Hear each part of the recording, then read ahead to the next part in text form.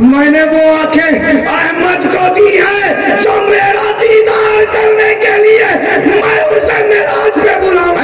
سبحان اللہ سبحان اللہ. میں اسے معراج پہ بلاؤں گا اور بنا حجاب کے اسے میں اپنا دیدار کراؤں گا. وہی اس لائق ہے جو مجھے دیکھ سکے, وہی اس لائق ہے جو مجھے دیکھ سکے, وہی یہ شان والا ہے جو میری شان کو سمجھ سکے. اللہ اکبر اللہ اکبر. رسول پاک صلی اللہ تعالیٰ علیہ وسلم حدیث مصطفیٰ ہے, بہت تیزی سے میں بتانا چاہتا ہوں. علماء سمجھ رہے ہیں, سرکار دو عالم صلی اللہ تعالیٰ علیہ وسلم نے ایک مقام پہ یہ ارشاد فرمایا کہ حقیقت تو یہ ہے کہ کسی نے میری حقیقت کو سمجھا ہی نہیں. ارے حق تو یہ ہے کہ کسی نے میری حقیقت کو سمجھا ہی نہیں. اللہ اکبر. ایک حدیث پاک ہے, حضرت سلمان فارسی نے چاند کو دیکھا, رسول کے مکھڑے کو دیکھا, چاند کو دیکھا, رسول کے مکھڑے کو دیکھا, چاند کو دیکھا, رسول کے مکھڑے کو دیکھا. دیکھ رہے ہیں چاند کو اور حسین حسن و جمال مصطفیٰ کا دیکھ رہے ہیں. اور تڑپ کر عاشق رسول کے اٹھے, یا رسول اللہ آپ کا چہرہ تو چاند کی طرح روشن ہے. واہ واہ واہ سبحان اللہ. حق ہے. سرکار نے فرمایا کہ اے سلمان تو نے سچ کہا, اے سلمان تو نے سچ کہا, اے سلمان تو نے سچ کہا, اے سلمان تو نے سچ کہا. اللہ اکبر اللہ اکبر اللہ اکبر. حضرت سلمان فارسی کہتے ہیں, یا رسول اللہ یا حبیب اللہ مجھے وہ دور یاد آ رہا ہے, مجھے وہ وقت یاد آ رہا ہے جب ابو جہل نے آپ کو دیکھا اور کہہ رہا تھا کہ اے محمد تو تو میری طرح ہے. اللہ اکبر. آخر یہ راز کیا ہے؟ اگر میں اپنے کہنے میں سچا ہوں تو وہ شخص جھوٹا, اور اگر وہ سچا ہے تو میں جھوٹا. دونوں سچے ہو نہیں سکتے, اس لیے کہ میں دیکھ رہا ہوں کہ ابو جہل کا چہرہ چاند کی طرح نہیں.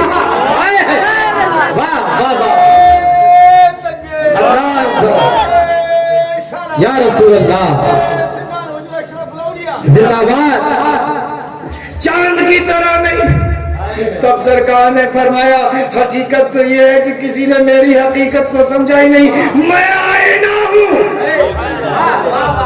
میں آئینہ ہوں جو آئینے میں دیکھتا ہے جیسی صورت والا ہوتا ہے وہ اس کو ویسا ہی نظر آتا ہے.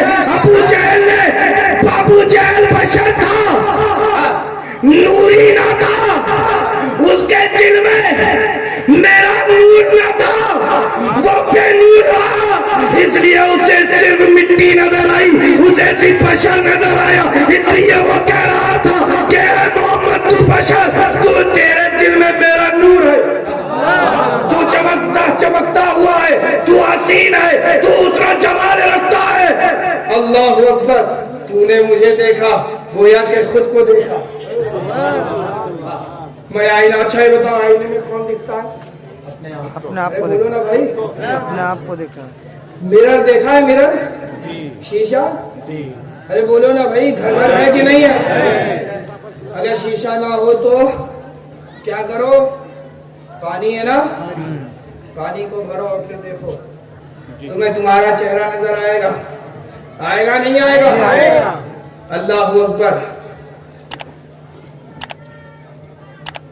اب میں بتا رہا تھا کہ اللہ تبارک و تعالیٰ کی تعریف کرو.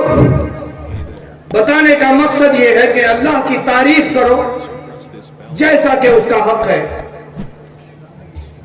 ہم ذات مصطفیٰ پڑھتے ہیں, ان کو چڑ ہوتی ہے, کیوں تعریف کر رہے ہو مصطفیٰ کی, کیوں تعریف کر رہے ہو ابو بکر کی, کیوں تعریف کر رہے ہو عمر فاروق اعظم کی, کیوں تعریف کر رہے ہو عثمان غنی کی, ارے کیوں تعریف کر رہے ہو خیبر شکن مشکل کشا, حلال المشکلات والنوائی, جد الحسن والحسین,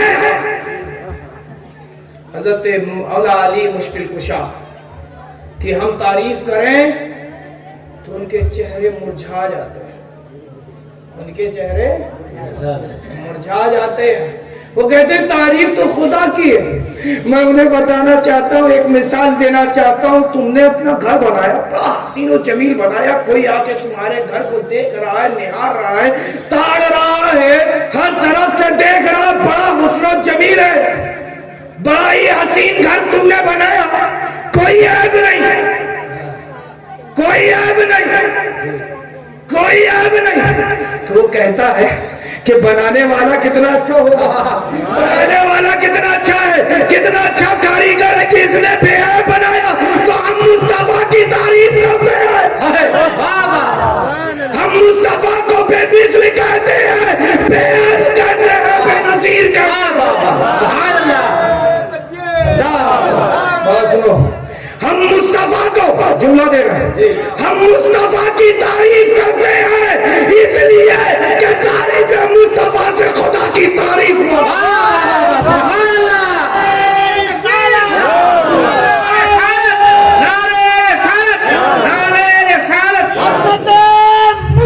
زندہ باد یا رسول اللہ. شہزادہ حضرت تاج العالیہ. عزیزان گرامی، میرا وقت شیش 11 بج گیا. سنیں گے؟ 11 بج چکا ہے بھائی، میرا ختم ہو گیا. میں معمول کا بڑا پکا ہوں، زبان کا بھی پکا ہوں.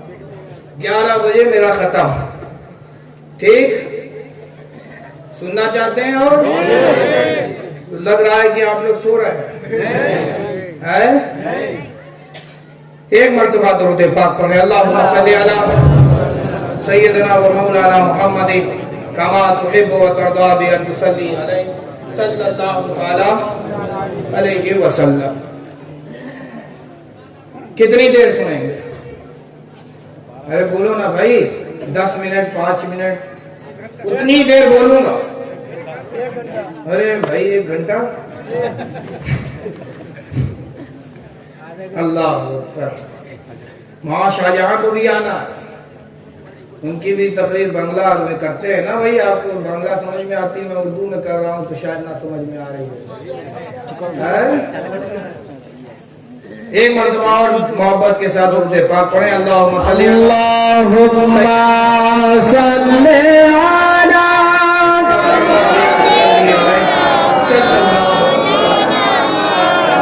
علیہ وسلم. سیدنا مولانا محمد. عزیزان گرامی، اللہ تبارک و تعالی قرآن مجید میں ارشاد فرماتا ہے ایاک نعبد و ایاک نستعین. بس اس کو سمجھ لو، تقریر میں شیش کر رہا ہوں. ایاک نعبد و ایاک نستعین، اے اللہ ہم تیری عبادت کرتے اور تجھی سے مدد مانگتے ہیں. وہ کہتے ہیں رسول سے کیوں مدد مانگتے ہو؟ چلو مان لیا تعریف تم مصطفیٰ کی کر رہے ہو، تعریف خدا کی ہو رہی، بات سمجھ میں آ گئی.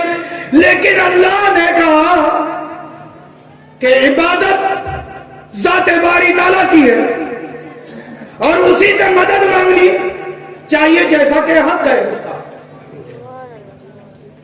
بتاؤ اللہ کا حق ہے کہ نہیں؟ بتاؤ خدا سے مانگنا مانگا جائے گا یا نہیں مانگا جائے گا؟ وہ کہتے ہیں کہ خدا سے مانگو، خدا سے مانگو، غیر اللہ سے نہیں، غیر اللہ سے نہیں. خدا سے مانگو، خدا سے مانگو، غیر اللہ سے نہیں. تو کیا تجھ جیسے ملا سے مانگے؟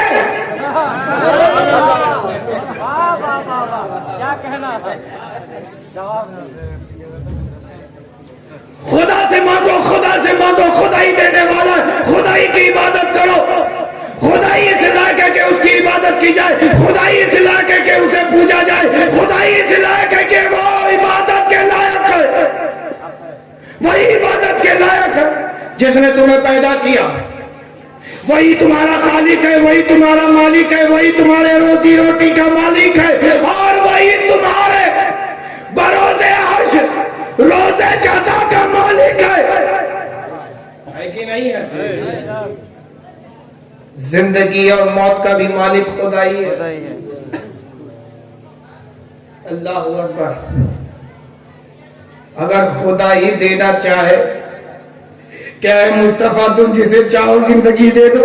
اے مصطفیٰ تم جسے چاہو زندگی دے دو. اے مصطفیٰ تم جسے چاہو موت دے دو. اگر خدا دینا چاہے تو تمہیں کوئی اعتراض؟ اللہ اکبر، اللہ اکبر. میرے مصطفیٰ ہادی برحق بن کر آئے. بتاؤ ہادی برحق بن کر آئے کہ نہیں؟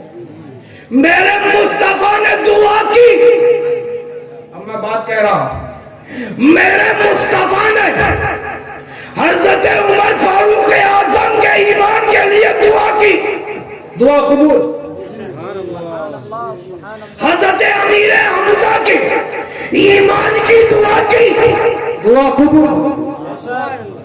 حضرت خالد ابن ولید کے ایمان کی دعا کی. دعا قبول.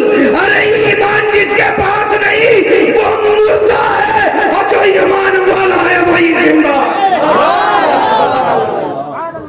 وہی زندہ ہے. عزیزان گرامی، خدا کی عبادت کرو، خدا کی عبادت کرو. اور خدا ہی اگر اپنی عبادت میں مصطفیٰ کو شریک ٹھہرا دے تو، خدا ہی اگر اپنی عبادت میں مصطفیٰ کو شریک ٹھہرائے تو تم سجدے کرو، تم رکوع کرو، تم پورا سورہ فاتحہ پڑھ ڈالو، کوئی بھی سورہ پڑھو، رکوع کرو، سجدہ کرو، تسبیح کرو، سب خدا کے لیے. لیکن اگر تم نے عبادت میں مصطفیٰ پر درود نہ بھیجا تو تیری عبادت مردود ہے. صرف مصطفیٰ ہی نہیں بلکہ ان کی آل محمد. اللہم صلی علی سیدنا و مولانا محمد و علی آل محمد. اے اللہ تو درود و سلام نازل فرما محمد اور ان کی آل پر. جب تک کہ کوئی بندہ کہے گا نہیں اس کی عبادت مکمل نہیں، تو مصطفیٰ کو چھوڑ کر کوئی خدا تک پہنچ نہیں سکتا، اور بنا محمد کے کوئی خدا سے پا نہیں سکتا. اگر خدا سے تمہیں پانا ہے تو رسول والوں سے جڑ جاؤ، رسول والوں سے جڑ جاؤ. بات سمجھ میں آ رہی بھائی؟ ہم مدد مانگتے ہیں رسول سے تو ان کو بڑی چڑ ہوتی ہے. ہم انہیں بتانا چاہتے ہیں بنا رسول کے تمہیں خدا کی مدد بھی نہیں ملے گی. بنا رسول کے تمہیں خدا کی مدد بھی نہیں ملے گی. جنگ بدر ہوئی، فتح کس کو ملی؟ ارے بولو نا بھائی، کس کو ملی؟ رسول والوں کو. ہوئی کہ نہیں؟ جنگ بدر پہلی جنگ ہے اسلام کی. پہلی بار سن رہے ہو کیا؟ ارے بولو نا بھائی. جنگ بدر ہوئی، سرکار مکے سے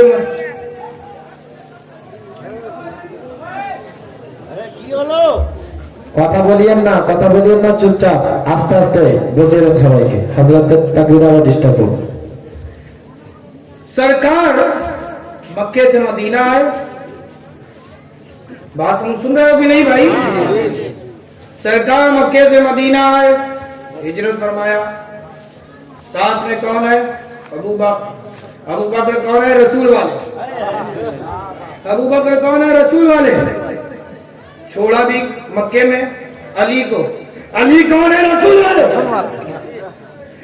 ارے مکہ میں ہاں یہ کہ رسول کو گھیر دیا کفار و مشرکین نے. قریب تھا کہ وہ اپنی سازشوں میں کامیاب ہوتے، لیکن خدا کی مدد آ گئی. خدا کی نعرہ تکبیر، نعرہ رسالت. ہو گیا. قریب تھا کہ خدا کی مدد آ گئی. اللہ اکبر. رسول اللہ صلی اللہ تعالی علیہ وسلم اپنے کمرے سے نکلے, اپنے گھر سے باہر آئے, دیکھا پورا ایک دم قطار لگی ہوئی ہے, ہاتھوں میں ننگی تلوار ہے. رسول بھی نکل گئے, رسول والے بھی نکل گئے. سبحان اللہ. رسول بھی نکل گئے, رسول والے بھی نکل گئے. ننگی تلوار, مانا وہ لوگ کفار و مشرکین رسول کو نہیں نقصان پہنچا سکتے. مانا رسول گزر گئے, نظر نہیں آئے. ابو بکر تو آ رہے تھے, ابو بکر تو آ رہے تھے, نظر کیوں نہیں آئے؟ اللہ اکبر, اللہ اکبر, اللہ اکبر. بات یہ بتانا چاہتا ہوں کہ خدا جس کی مدد کرتا ہے وہ رسول والے ہوتے ہیں. نعرے تکبیر, نعرے حیدری, اسلام اللہ ختم, مافیا ختم. علی رکے رہے مکے میں. ارے جس کی وجہ سے, جس شدت کی وجہ سے رسول نے مکے کو چھوڑا, وہ شدت تو ابھی بھی موجود ہے. مولا علی مشکل کشا موجود. رسول فرماتے ہیں کہ اے علی تمہیں ٹھہرنا ہے. علی رک گئے, علی رک گئے. کہا میری چارپائی پہ لیٹ جاؤ, لیٹ گئے. کہا میری چادر اوڑھ لو, اوڑھ لیا. نبی کے بستر پر علی سو رہے ہیں. کفار و مشرکین کو لگ رہا ہے کہ نبی سو رہے ہیں, سو رہے ہیں علی, لگ رہا ہے کہ سو رہے ہیں نبی. اللہ اکبر. کتنے چہیتے ہیں علی. نبی کے اخلاق کو علی نے کس طریقے سے اپنا لیا. ارے اسٹائل بھی دیکھا کہ نبی کس طرح سے سویا کرتے ہیں, اسی اسٹائل کو اپنا لیا, اسی طریقے کو اپنا لیا. کچھ نقصان نہیں ہوا علی کو. صبح اٹھے, امانتیں تقسیم کی, کفار و مشرکین کے درمیان سے گزرے بھی, کوئی تکلیف نہیں. تاریخ گواہ ہے کہ ایک اینٹا بھی علی کو نہیں پڑا. مدینے آ گئے پھر آ کے ساتھ رسول نے فرما دیا اے علی یہ امانتیں ہیں, اس کو تقسیم کرنا, پھر مدینے آنا. تو علی سے پوچھا گیا کہ علی آپ کو کب اچھی نیند آئی؟ کہا اسی دن آئی جس دن ہجرت کا وقت تھا. رسول ہجرت کر کے مدینے کو نکلے, میں چین سے سو رہا تھا اس لیے کہ رسول نے ضمانت دی تھی. جو کہتے ہیں کہ زندگی موت کا مالک خدا ہی ہے, خدا ہی ہے, خدا ہی ہے. ارے رسول نے کہہ دیا اے علی امانتیں ہیں, تقسیم کرنا پھر آنا. علی کہہ رہے ہیں میں اسی دن, اسی پل, اسی رات میں چین سے سویا اس لیے کہ یہ وہ رات ہے, یہ وہ ساعت ہے کہ مصطفیٰ نے ضمانت لی ہے, موت آ نہیں سکتی. موت نہیں آ سکتی. رسول جسے چاہتے ہیں زندگی دیا کرتے ہیں, اور رسول جسے چاہتے ہیں موت دیتے ہیں. رسول جس کے لیے ہدایت کی دعا کرے وہ دعا بھی قبول ہوا کرتی ہے. بھلا یہ کیسے ممکن ہے کہ بروز حشر میرے مصطفیٰ رب کے حضور دعا کرے کہ پروردگار, حدیث شفاعت ہے کہ بروز حشر پروردگار مجھے کچھ حمدیں سکھائے گا, میں وہ سیکھ کر کے سجدے میں جاؤں گا. رب ندا دے گا اے مصطفیٰ اپنے سر کو اٹھاؤ, مانگو دیا جائے گا. مصطفیٰ امت کی شفاعت کریں گے اور شفاعت قبول کی جائے گی. سرکار فرماتے ہیں میری شفاعت قبول کی جائے گی, میری شفاعت قبول کی جائے گی. تو مطلب یہ ہوا, خلاصہ بتا رہا ہوں پوری تقریر کا. مولانا شاہجہاں صاحب آ گئے. خلاصہ ہے پوری تقریر کا को समझ लिया तो सब समझ लिया کہ خدا کی تعریف وہی قبول ہوگی جو تمہیں مصطفیٰ نے سکھایا. وہی ہم خدا قبول فرماتا ہے جو تمہیں مصطفیٰ سکھا دے, اور وہی عبادت قبول جس عبادت میں مصطفیٰ ہوا کرتے ہیں. ہم مدد بھی اسی کو کہ جس کی دعا میں وسیلہ مصطفیٰ ہوا کرتے ہیں. اگر آدم دعا کرے ہوا سے ملنے کی, وسیلہ بنا لے مصطفیٰ کو تو دعا قبول. اگر نوح دعا کرے طوفان نوح سے بچنے کی, وسیلہ مصطفیٰ کو بنا لے تو نوح کی کشتی نجات پا جائے. ابراہیم خلیل اللہ کی دعا قبول ہوئی, اور انبیاء نے بھی تو دعائیں کی تھی, خواہشوں کا اظہار کیا تھا کہ خاتم النبیین ہماری نسل میں. دعا قبول نہیں ہوئی. ابراہیم خلیل اللہ نے جب دعا کی کہ خاتم النبیین کو ہماری نسل میں عطا فرما دے تو وسیلہ بھی مصطفیٰ کا مانگا. دعا قبول ہو گئی ابراہیم خلیل اللہ کی. عزیزان گرامی, ایسے محبوب ہیں ہمارے تمہارے نبی. عزیزان گرامی, محبوب علیہ السلام نے ہمیں خدا سے ڈرایا اور یہ پیغام دیا کہ اے میرے امتیوں, خدا سے ڈر جاؤ, خدا کی عبادت میں لگ جاؤ, خدا کی حمد کرو, خدا کی تعریف کرو کہ جس نے تمہیں زندگی دی. خدا کی تعریف کرو کہ جس نے تمہیں کھانے پینے کا انتظام فراہم کیا. خدا کی تعریف کرو کہ جس نے تمہیں اولاد والا بنایا. بتائیے تعریف کے لائق ہے کہ نہیں وہ خدا؟ اللہ اکبر. اے میرے پیاروں, میرے مصطفیٰ نے کہا کہ خدا سے ڈر جاؤ اور خدا کی عبادت کرنے میں لگ جاؤ. وہ عبادت میں بتا چکا ہوں قبول ہوگی کہ جس میں میرے مصطفیٰ کا شامل ہوں گے, اور جس عبادت میں میرے مصطفیٰ شامل نہیں وہ عبادت قابل قبول نہیں ہوا کرتی. عزیزان گرامی,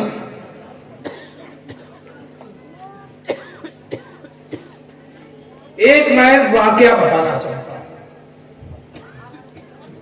مولانا شاہجہاں صاحب سن چکے ہیں, ان کو بڑا پسند آیا.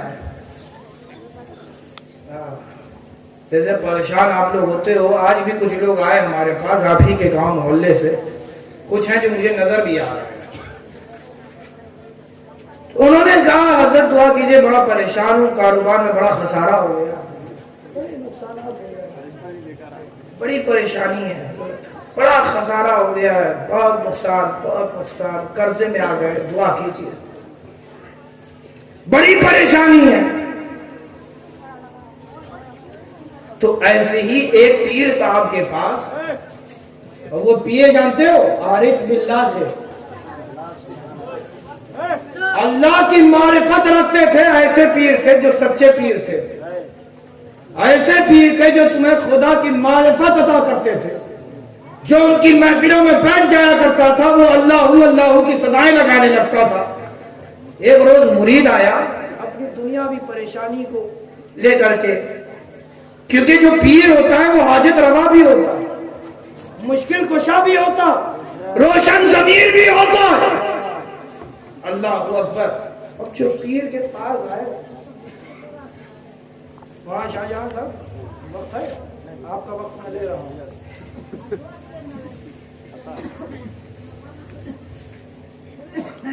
تو پیر کے پاس مرید آیا, کہنے لگا حضور بڑی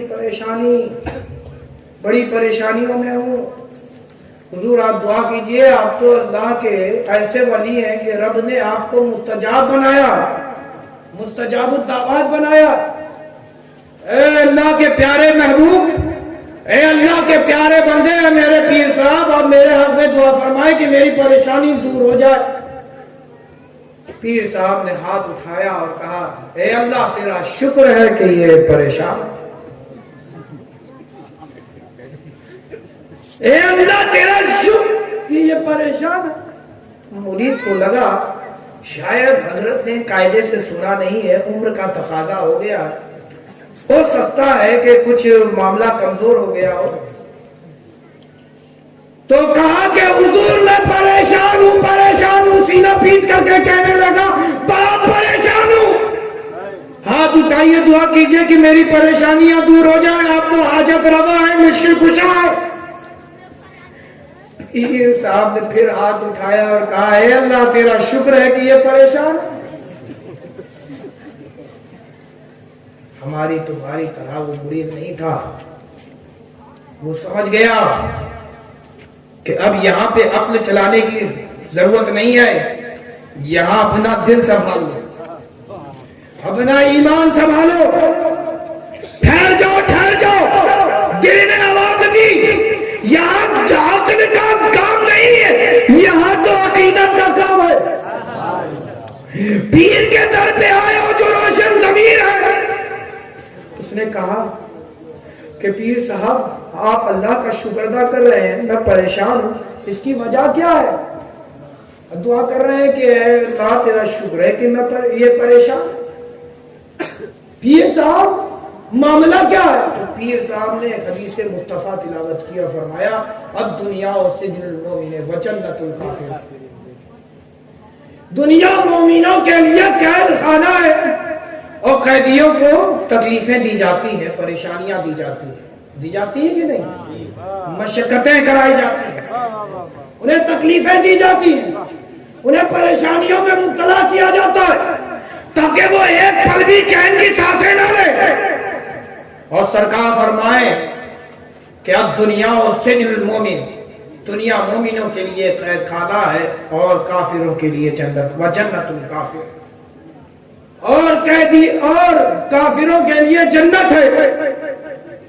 تو جب مجھے پریشانی لاحق ہوتی ہے، جب میں پریشان ہوتا ہوں، میرا دل بے قرار ہوتا ہے، جب مجھے پریشانی آتی ہے تو میں ہاتھ اٹھاتا ہوں اور پہلے سے زیادہ رب کا شکر ادا کرتا ہوں کہ اے پروردگار تیرا شکر ہے، اے پروردگار تیرا شکر ہے کہ ابھی تک میں مومن ہوں، ابھی تک میں مومن ہوں۔ اے اللہ تیرا شکر ہے کہ میں ابھی تک مومن ہوں، اے اللہ تیرا ابھی تک شکر ہے کہ میں مومن ہوں، اے اللہ ابھی تک میں مومن ہوں، اے اللہ تیرا شکر ہے، تیرا شکر ہے۔ اور جب مجھے اللہ خوشیاں عطا کرتا ہے، جب اللہ مجھے میرے دکھ میری تکلیف کو دور کر دیتا ہے، مجھے خوشیاں دے دیتا ہے، تو میں پہلے سے زیادہ تڑپ جاتا ہوں،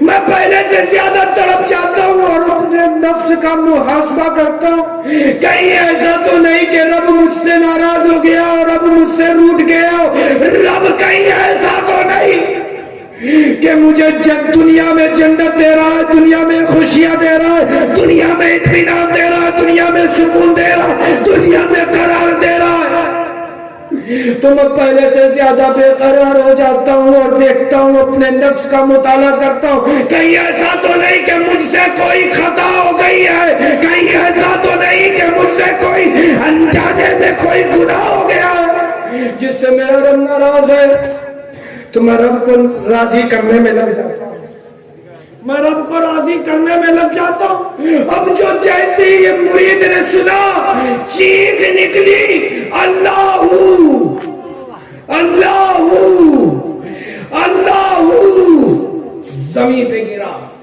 روح تن سے جدا ہو گئی، انا للہ و انا الیہ راجعون۔ ادھر روح تن سے جدا ہوئی تھی کہ ایک فرشتہ نمودار ہوا اور وہ پیر صاحب سے کہتا ہے کہ میں خدا کی جانب سے آیا ہوں، آپ کے اس مرید کو لینے کے لیے آیا ہوں، اور رب نے مجھے حکم دیا ہے کہ میرے اس بندے سے پوچھنا کیا وہ اپنے اس مرید سے، اپنے اس غلام سے راضی ہے یا نہیں ہے، راضی ہے یا نہیں ہے۔ اگر یہ راضی ہے تو سمجھ لو اس بندے سے میں بھی راضی ہوں، اگر یہ اس سے ناراض ہے تو سمجھ لو میں بھی اس سے ناراض ہوں۔